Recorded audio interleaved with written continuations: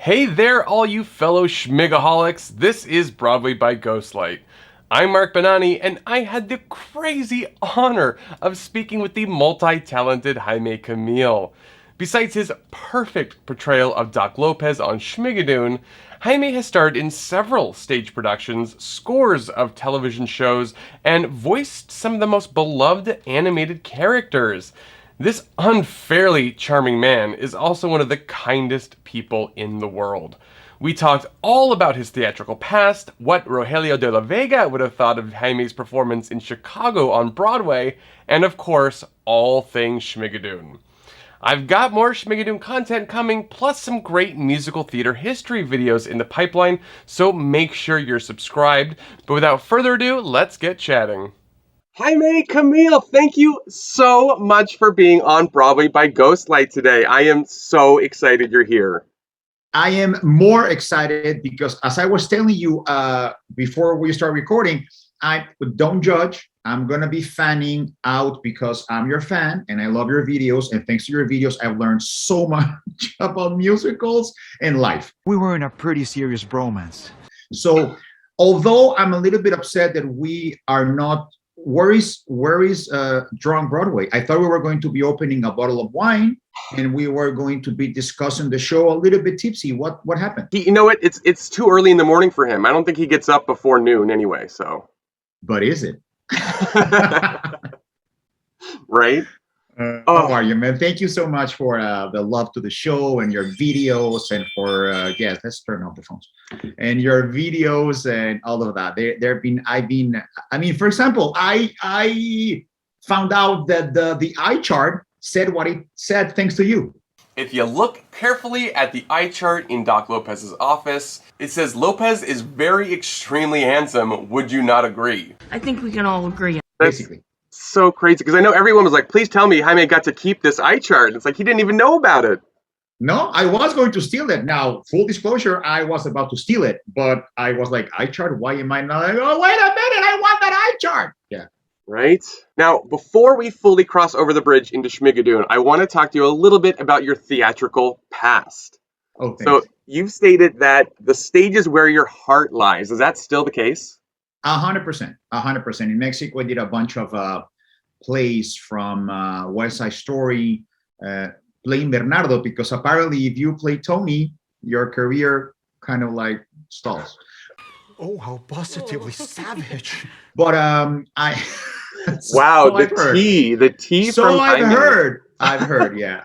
So I played Bernardo, and then I did Hook, and then I did Aladdin, and then I was supposed to do the Mambo Kings on Broadway. Oh yes, But yes. So I unfortunately- definitely want to talk to you about the Mambo Kings for sure. Yes, exactly. So yes, without a doubt, the musical theater is where I like to be the most. So in Mexico, like you said, you did Hook and you played Genie in Aladdin, and then Bernardo. So very different roles. And I know you're such a good physical comedian. Your expressions and everything is so wonderful. So Hook and Genie, I mean, I can only imagine killing it. Exactly. But then doing Bernardo, what's that sort of? Do you have a preference of getting to play a little more dramatic sometimes? I'm a junkie for scripts, for good books. How are the scripts? Are they full of passion, intrigue? So, as a performer, you have to modify and do whatever the character needs. That's her job, basically. I do feel comfortable within the rom-com plays or the comedy because it comes very natural to me. But playing Bernardo was incredible. It was a beautiful, beautiful experience. It was, if I'm not mistaken, my first theatrical experience. And it was very demanding because I'm not a dancer. So I had to rehearse 2 more months. I'm very athletic. I did karate for 8 years. And so I'm very athletic, but I'm not a dancer. So of course, I had to rehearse 2 extra months than what all the dancers had to rehearse, basically. Wow. But I can say very proudly that I did not modify any single step of the choreography except the spinning. I just can't spin. I just can't. And there's a spin where Bernardo goes like 2 spins or 3 spins. I remember when he goes down at the very beginning, Yeah. him and the 2 sharks behind him, and I just couldn't spin. You could have taken some hip tips from your co-star Ariana DeBose, who did a triple pirouette in her number in Schmigadoon. That's hard. Ariana makes me sick because she's so talented. So whenever people are more talented than you, you're supposed to be jealous and hate them. That's right. That's right. So funny. So you did get to Broadway in Chicago, the long-running revival of Chicago, an extended run in Chicago. Who's Fred K. Sleep? My ex-boyfriend, Why'd you shoot him? I was leaving Was he angry? like a madman. Still, I said removal. She knew that she was doing wrong. What was that like?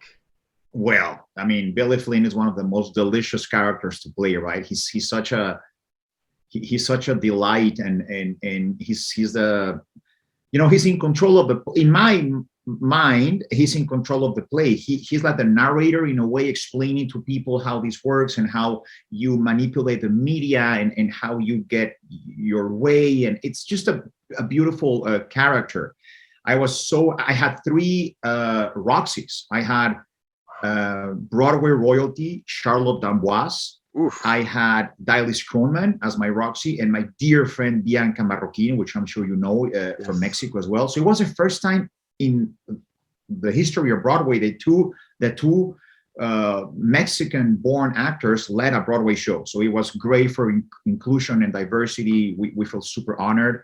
That's so amazing, but- and crazy that took so long to be a first. Well, you're gonna love this one. My sitcom that I have with CBS, Broke, I was the second ever Latino after Desi Arnaz to lead a sitcom on CBS. Holy moly! It took us 60-something years, but hey, it's progress. I guess baby steps are still steps. Exactly. But as you mentioned earlier, you were supposed to get to Broadway much, much earlier in 2005 with the Mambo Kings.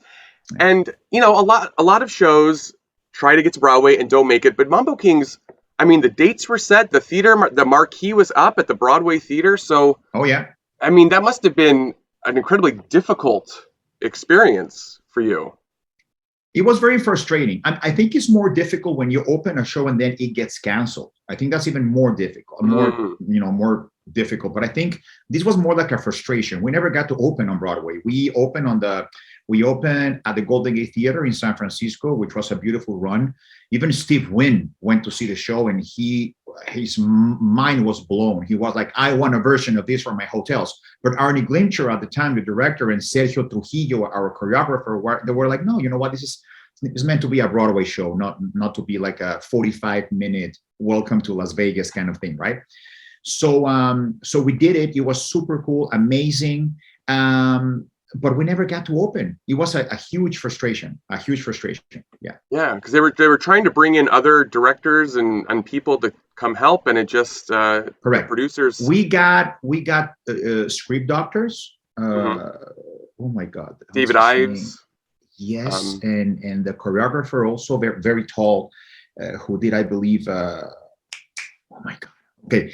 Well, Tommy too. we had a lot of show doctors trying to help, but Christina Applegate told me, because I was devastated. I thought I was going to be walking with my Phantom of the Opera mask for 15 years on Broadway, like nonstop, and then Christina was like, I went, for some reason I ended up going to her house for lunch or something, and she was like, As you know you what, do. this, as you do. Of course, I was freaking out because she was Christina Applegate, and I'm like, oh my God. Oh man. But she was very nice. She shared a lot of inside information, like, hey, listen, Broadway shows that don't open happen way more often than you would think. And I didn't know that. I'm like, well, Broadway show, we're going to open for sure, and we want to be a success, and we want to run for at least 10 years. And she was like, no, that rarely happens, to be honest. I had to put some of my own money for Sweet Charity, because Sweet Charity was going to get canceled or not open or whatever. And Christina was like, give it time. People need to adjust. It's going to be a success, whatever. And she ended up putting a lot of her own money. And thanks to that, Sweet Charity became a success. Otherwise, it would have been canceled. So Wow. That's incredible. And I was a merchandise manager for over 10 years on Broadway. I managed 70 different Broadway and off-Broadway shows, and we were supposed to do the merchandise for Mambo Kings. I think I have some of the prototype little booty shorts that say Mambo Kings on the back somewhere in my collection. Booty shorts. Yeah, little pink booty shorts that say Mambo Kings on the back. When I get home, I'll get a picture and send it to you. I love it. I have actually, when the Castillo brothers were supposed to perform, the set designer did these little flyers that they were handed out to the set, and we end up working. She worked with me. She was my dresser in Chicago, and she brought me this as a gift. That is amazing. That was in your dressing room in Chicago. I remember in the photos. Exactly. This is my dressing room, and it was the little flyers we gave away during the play to announce that the Castillo brothers were going to be at the Imperial Ballroom, doing a contest, Battle of the Bands. I have a huge collector of props and things just like that. So that is really exciting. So you obviously are no stranger to the stage, but also no stranger to film and television. You had your hugely successful telenovelas, the iconic portrayal of Rogelio de la Vega on Jane the Virgin. I mean, that characterization is just so brilliant. Stop it right this minute. You know why I am here. Now, apologize. I'm really sorry I forgot your name. This is not about my name. It's about the 2009 Latin Pop Music Awards. Wait, are you still mad about that teleprompter accident? It wasn't an accident. It was premeditated, and you were the premeditator. It was very well written. It was a very well-written show. I would have to be very bad to mess that up because everything was on the page. Jenny Herman and her amazing team of writers, they wrote a very well-rounded character with amazing comedic moments and incredibly heartfelt moments as well. So it was a very beautiful. I was very privileged to play that character. And I think you're selling yourself a little short there, but yes, I mean, that whole show was pretty special. As Rogelio would say, the execution was flawless, of course. But, oh my God, that was really special right there.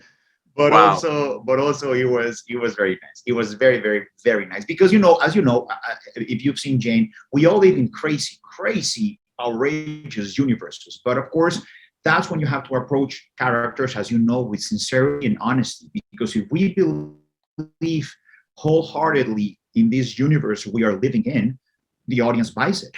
It's like, of course, my daughter should have the pleasure of knowing me. I want my daughter to have the pleasure of knowing me. So instead of you slapping him, you're like, oh, yes, his daughter should have the pleasure of knowing me. That's so funny. And you know that character so well. And in an interview, somebody asked you what Rogelio would have thought of your performance in Chicago, and you said that you thought he thought it'd be. Oh my God, I was so harsh. Yes, you were very blunt. Well, that was a mistake because Rogelio is a very well-educated man. So he might not have used that word. He might have said that that he would have been 100 times better than me, and that character should have a very attractive man such as him, not a mildly attractive worm like me, like something like That's so funny. I definitely can see that. And you also said, somebody asked how Rogelio would have been different playing that role, and you said that his costumes would have been lavender, not white. Without a doubt, the bow tie and the little handkerchief would have been lavender. So, absolutely. So, I asked Jenny, excuse me, Jenny, why does he think he doesn't pop in peach? To peach. I don't pop in peach. First of all. And second of all, why lavender? And Jenny was like, I don't know. I just thought about it. But I think there's something deeper there because lavender, isn't it purple or lavender the color of royalty? Sure is. Right? Sure is. That makes sense. Maybe am I just convincing myself? I don't know. I think he believes he's royalty for sure. 100%. Yeah. You also do a lot of voice acting, which is really cool. One of my favorite animated films is Coco, which you got to play the father in that, and you do the Three Caballeros, which is one of my favorites as well. Is that a different world for you doing just voice acting? I love it. It's so easy. As you know, everybody tells you this. You get to the stage, you get to the sound, to the studio, you don't even have to shower. I do shower though. That's good. That's a hot button topic right now. Yeah, not right now, but I do shower. And so yeah, it's super fun to play with these characters. I've done some dubbing in Mexico for pre-existing movies. Like for example, I dubbed Jerry Seinfeld's voice on B Movie and Ashton Kutcher's voice on Open Season and like that. But that's different because when these movies arrive to Latin America, they're already finished. So you have to do your best to do a lip sync that fits the already existing image, right? So the beauty of working with Lee Unkrich and Adrian Molina for Coco and these great directors that I have worked with for Elena Ovadal or DuckTales. I played Don Carnash as well on DuckTales. It's the beauty is that the episode is not done yet. So you can go and improvise or give the directors whatever they need and, you know, different inflections and different emotions, but at least you can play more. And then the animation will, ¿cómo se dice? The animation will serve your voice and not your voice. Yeah. Yeah, you're given the opportunity to really play that character. You get to make the choices. The choices, the other ones have been made for you already. Exactly. I mean, you with the director, of course, right? But right. Yeah, there's more freedom. Yeah. So now, the reason that I get to talk to you today, Schmigadoon.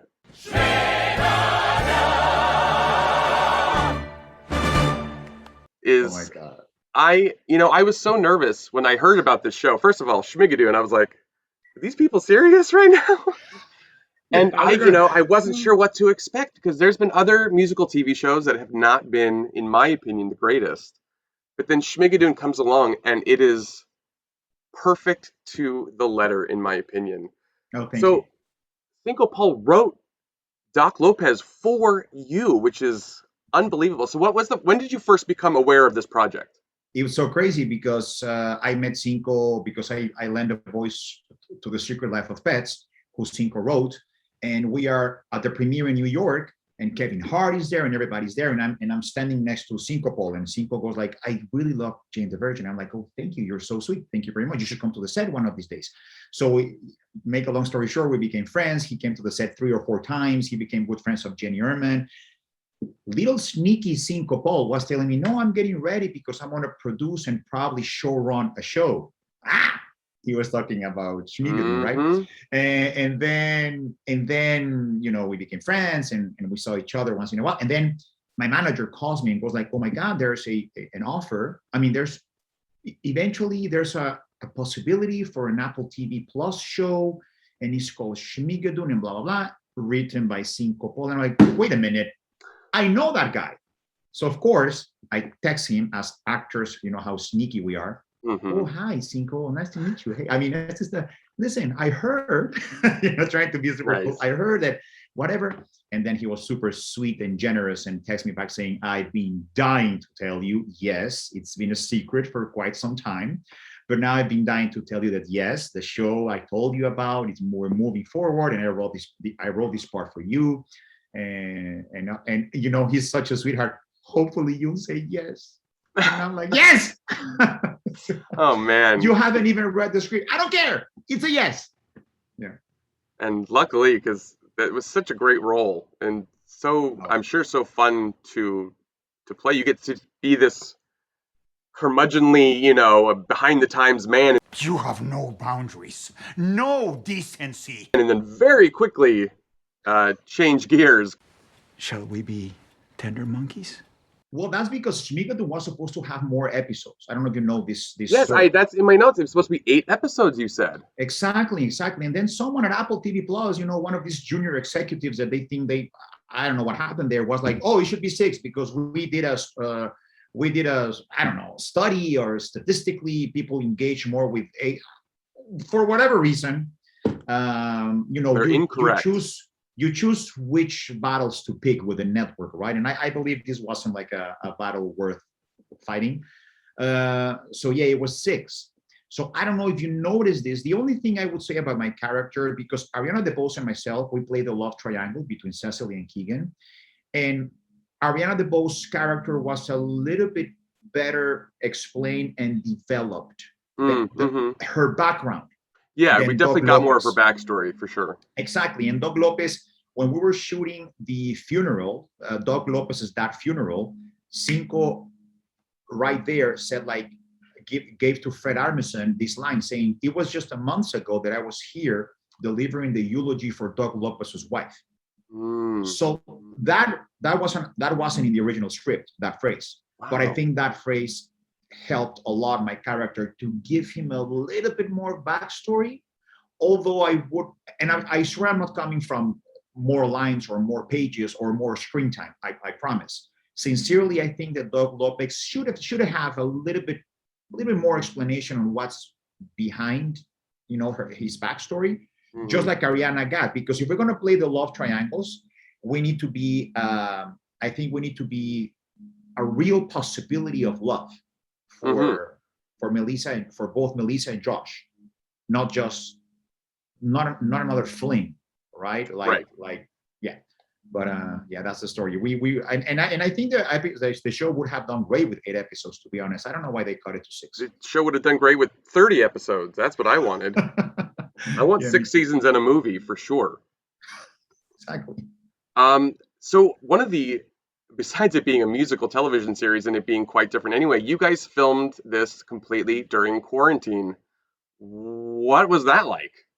It was crazy because we, in a perfect world, we would have been going back and forth from, in my case, from Los Angeles to Vancouver, because all the Schmigadoonians, we work, I would say 15 days or 20 days at the most. It was our work schedule was about 15 to 18 days for all Schmigadoonians.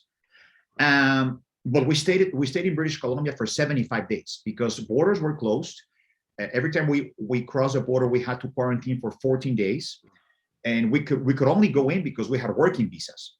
So I was like, 75 days, I'm not going to survive without my family. So I took my wife, my kids, my dog. We rented a house. All my salary for the show went to for me to bring my family to stay there, which is great because British Columbia, I don't know if you've been there, but it's gorgeous. Yes, like, a long time ago. So beautiful. Oh my God. So we had a lot of downtime. So we went to Whistler and Bowen Island and Chatterbox Falls, and we just, travel on British Columbia. And it was also horrible because, not horrible, but it was challenging because we wanted to bond as castmates. And for example, if I was not working that day, I wasn't allowed on set to avoid the cross-contamination thing. Gotcha. And I was dying to watch National Treasure Kristen Chenoweth number live. Like I really wanted to watch Tribulation shot live because it was just a masterpiece of Barry Sonnenfeld doing a continuous shot and everything, and I could. And of course, Ariana DeBose's number is so fun in the classroom and so bright and dancing, and I wanted to watch it as a fan, right? Yeah. And I couldn't be on set. Oh, that's frustrating. And because we developed true and sincere love and friendship for these humans, I really wanted to be there to see them. So I believe Joey, when we were doing the watch party, Joey asked if the feelings, remember that the tears, yeah, they were real. Tears. The emotion was real. Well, let me tell you something that you're going to like a lot. When we said goodbye to Cecily, like this is a wrap for Cecily Strong, everybody, was that freaking scene. Oh. When Josh sings to her. And so I was there doing the EPK. I was already done. But I was on that day doing the EPK, and we wanted to do the cast picture that day, of course. Mark, I swear to you, man, the feelings of finishing the show were so strong, like so strong. Rewatch the episode again, and when Cecily, this is how I get goosebumps. This is how we change. When this is how we change, and Cecily's walking towards the bridge, but before they reach the bridge, when she's just walking out. Exactly. Look at her face. She is sincerely filled with emotion and crying and really feeling love for that group of people that they gave us the gift and this privilege of being in this show. And you can see her face. And if you see her face, you'll see true and sincere emotions. as she's walking, parting the sea through the Schmigadoonies. That's so. It was beautiful, and Keegan. I mean, if you're not crying in that episode, you have no heart. You have no soul. I was bawling because, we were expecting it. We were waiting for him to sing, but at that moment, none of us were ready. And Yeah. the simplicity and the acapella. I mean, it was simply stunning. It was beautiful. It was a beautiful show. But yeah, that day was really hard. Oh, I don't know if you know that Cinco sang to Cecily on that day. No. Yeah, there's a video out there. I'm sure there's a video there where Cinco, when they rap Cecily in a song, something like if I had to pick my leading lady, somewhere, you make me wanna write. Like no, dude, that day was so emotional for everybody. We were crying and hugging. I remember hugging Cecily and really saying like it was such a privilege, Cecily, I'm so happy, because we know Cecily from SNL and blah blah blah, but none of us knew how artistic her level of quality, the artistic quality she has, her singing voice, her dramatic capability as an actor. Oh my God, that day was really emotional. Also, it was the only day, or one of the few days, that we could be all together at once on set, because we couldn't do it to adhere to, in order for us to adhere to COVID protocols, right? It was heavy. Wow. I mean, I feel you really get that energy too. It's like, I've been fortunate enough to see many Broadway shows and attend a few closing night performances. Oof. And it has a special extra energy, and you could really feel that through the TV, which is quite extraordinary. Yeah. My last show on Chicago, when we wrapped the extended run on Broadway, I was very emotional, and I was very close to all the ensemble and the cast and everything, and it was hard, man. It was hard to do the last bow. Ryan Lowe, my good friend, Mary Sunshine, we broke, the curtain call line. We just broke it, and we just went into a hug, and I hugged everybody so hard, and I was very emotional, and I was crying. You're very lucky and privileged, because to attend those closing nights or whatever, that's when you kind of understand the power of theater, I think. Absolutely. Yeah. It can't be explained unless you're actually in that space. 100%. So speaking of Ariana DeBose, you had a beautiful duet with her suddenly. There's no sense in trying to explain it. What and where and why and when and how. But you weren't singing to each other. Was that weird? Singing a duet with someone that you weren't singing to? We were singing our solo parts live on stage, but then because we knew how Barry Sonnenfeld wanted to put the scene together, we understood the technical difficulties to actually do a live duet together. Because the moment where Josh and Emma sing to each other and dance, it was on a completely different day that I shot with Cecily after Doug Lopez's father's funeral. And the only moment we were together on set was on the fake split screen. So we had the split screen with a green screen behind us, and that was like a fake split screen where we crossed the split screen, and that was the only moment we were together on set. So because we were not going to be together singing, we had to rely on recording that part of the duet separately. Gotcha. But for example, when the reprise of Suddenly comes with me and Cecily, that was sung live because we are there together, her and I, right? All I know is suddenly I love you, and suddenly that's all that matters now. Before Jane Krakowski shows up. Which leads me into, what was it like working with Jane Krakowski? What fun! Oh, Oh, Jane is a sweetheart. She's so beautiful. First of all, she's a beautiful woman, and she's so talented. One of those that you need to hate, Mark, as well. There One we of go. those I'll that you add it to hate. the list. Yes, Jane one of those because Krakowski. we are better than me. You have more talent than me, and I just hate you.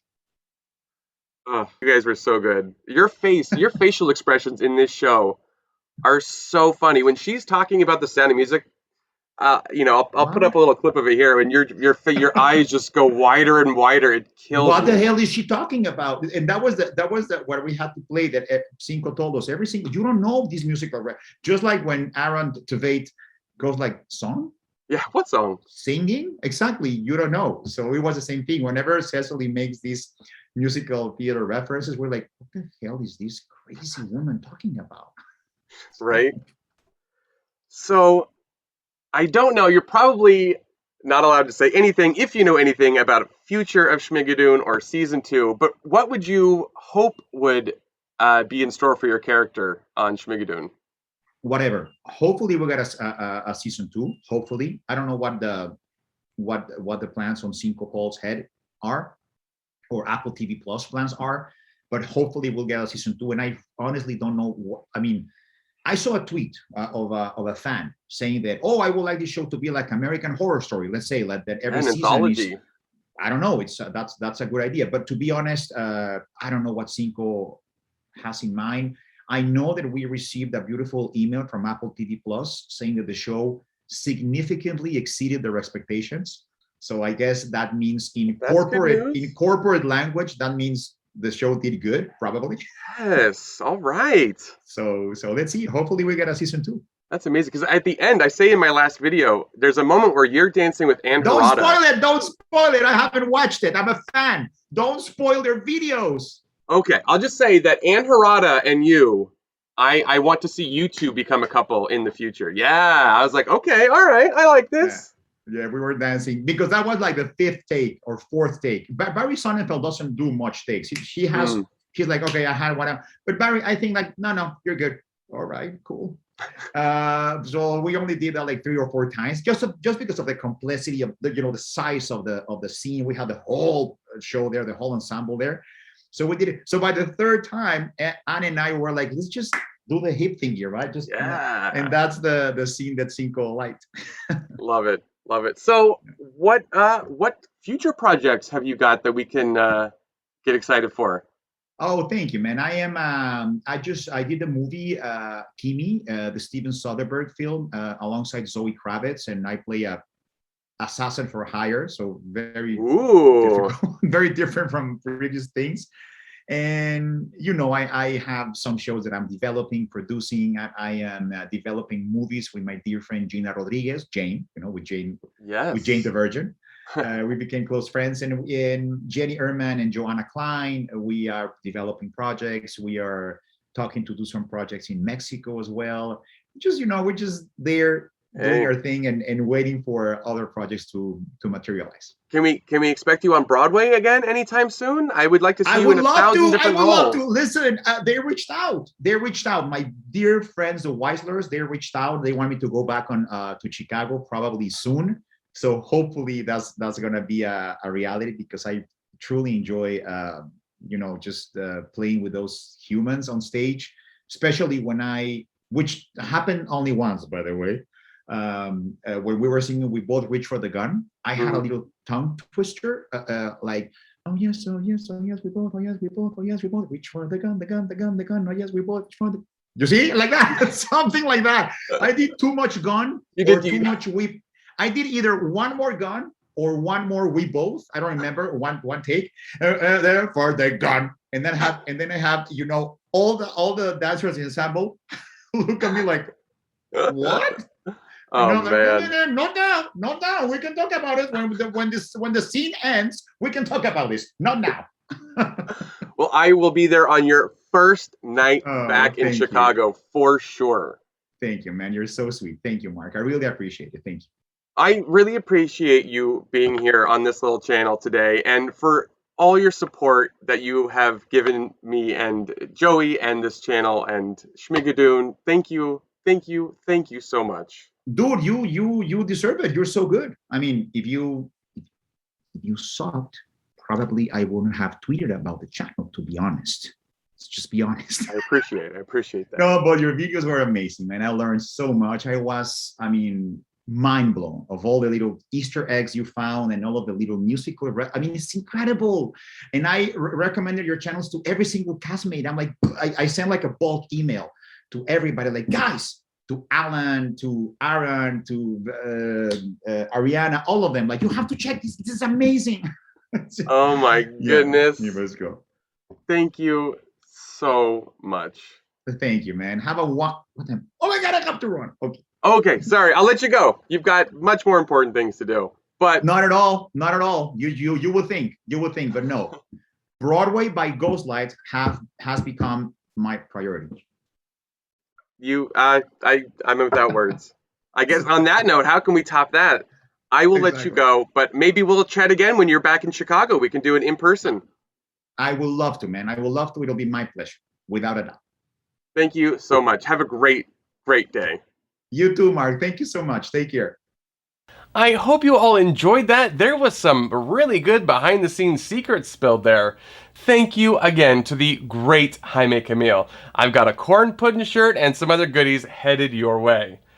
Thank you all for being here at the end of the video. You guys are my favorites. Let me know in the comments who else you might want to see me interview. I'm happy to try to get anybody. As I said earlier, I do have some fun things planned.